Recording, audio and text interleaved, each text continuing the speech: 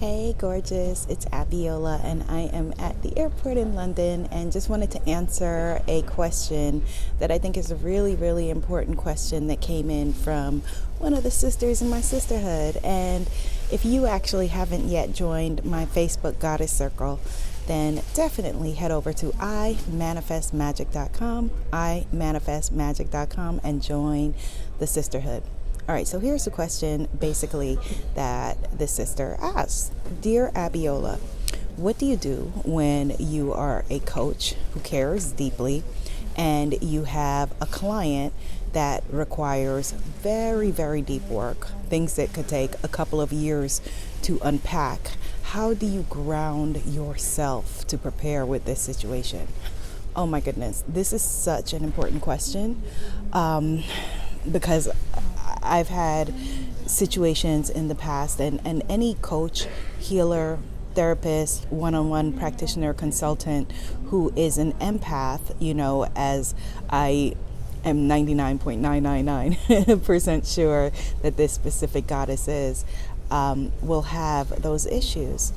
And it's very interesting, in Guyana, in my country, when a practitioner does like physical healing work, like massage, afterward you knock your hands on the floor to get rid of that person's energy. And we're going to talk about doing something that's a little bit similar. It's not necessarily physically knocking your hands on the floor, although that wouldn't hurt. But it's more of boundaries, grounding yourself beforehand, and boundaries. And the reason is that when you are an empathic person, as I am, as most coaches, healers tend to be, right?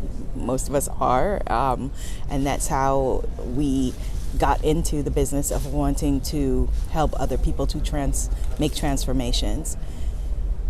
You are basically porous to other people's emotions and feelings and attitudes, etc., until you learn how to manage it. And for years, it was very, very difficult for me to be around certain people or in certain situations. It would take me a really, really long time to decompress and recover from certain conversations. And it's because I didn't have healthy boundaries and I didn't know how to ground myself. Now, when you are a giving, caring human being, you assume, because you have healthy respect and boundaries towards other people, that everyone has that. And so you give and you give and you give, and you expect the other person or persons to say, all right, I've given enough, let me give her a break, or, let me take her into consideration. But not everyone has that capacity. And that doesn't mean that they're bad or wrong. It just means that they just may not have access to that capacity at the moment. And so you have to take good care of yourself. And so that means from the basics, how you are feeding yourself mentally and spiritually and emotionally, the kinds of conversations that you're having, the kinds of, entertainment that you're taking in, just how you're operating, period, feed yourself with, loving experiences and loving thoughts. And then the other thing that is really important is that, because you may want to give this person extra unassigned time, right? And so then you're being further dragged deeper and deeper into their dramas. I've been there, and then you can't separate yourself. And meanwhile, it's depressing you, and you're no longer able to hold space for them.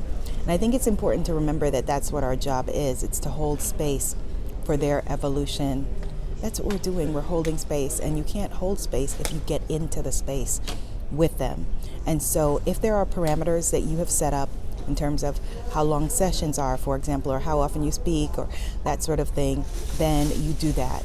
Now, there is no shame at all in needing to release a client and perhaps refer them to someone else, some other kind of counseling or therapy or some kind of deeper whatever.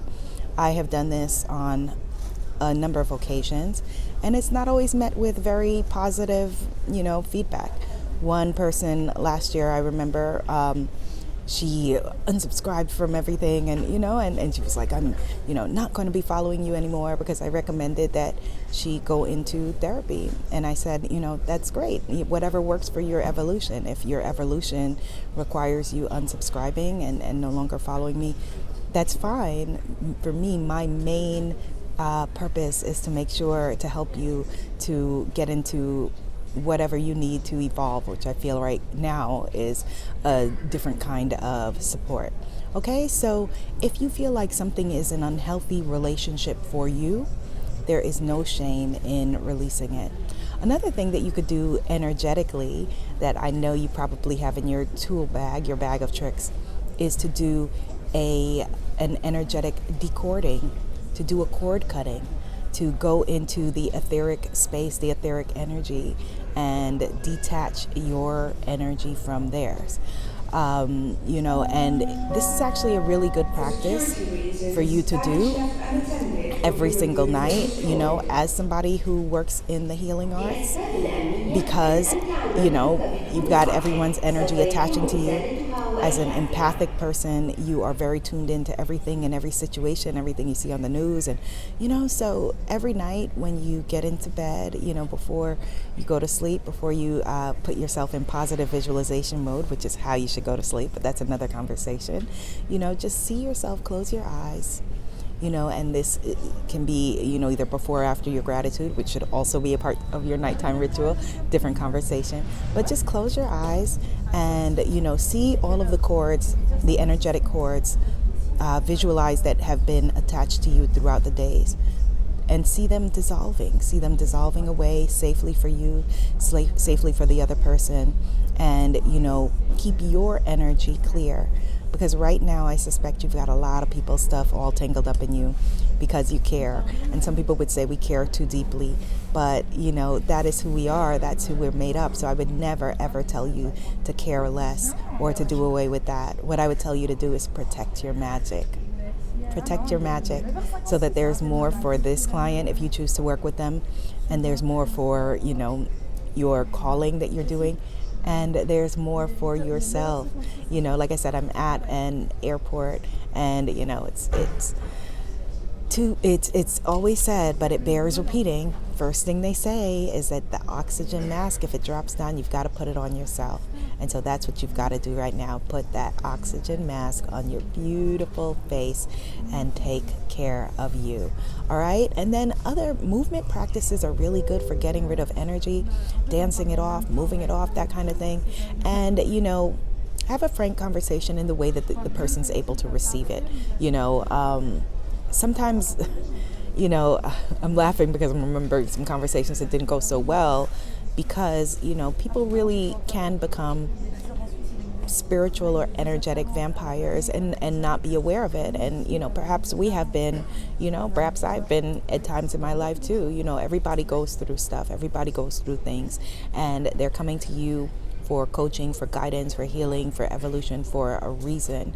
And so, this may be a particularly bad time for them, and they don't understand that they are being an energy vampire. So you're not going to say to them, hey, you are an energy vampire, you're sucking the life out of me. Although you may want to. I know I've wanted to. Instead, you just have to just draw your distance and just, because I know for me, in order to be able to speak, in order to be able to write, in order to be able to do the full range of things that I came to do, there are some clients that during the weeks when I'm, needing to full up, to show up and be in my fullness, which is, job description, I need to distance myself from them. As much as I may love them deeply, and really, honestly, care for them with everything, but I can't get into the energy of their stuff, because sometimes I know that I'm just, my empathic energy, even with all boundaries, even with cord cutting, it's not something that I can expose myself to, because then I won't be able to protect my magic. And so you got to protect yourself, protect your magic. That is key. All right, my love. So there's my plane. It's boarding. So be seen, be heard, be an empathic movement. I'll see you in the next video. Come join me in my Facebook sister circle at imanifestmagic.com. Namaste. Ooh, come on. Gotta go catch my plane. Stop, iPhone, stop.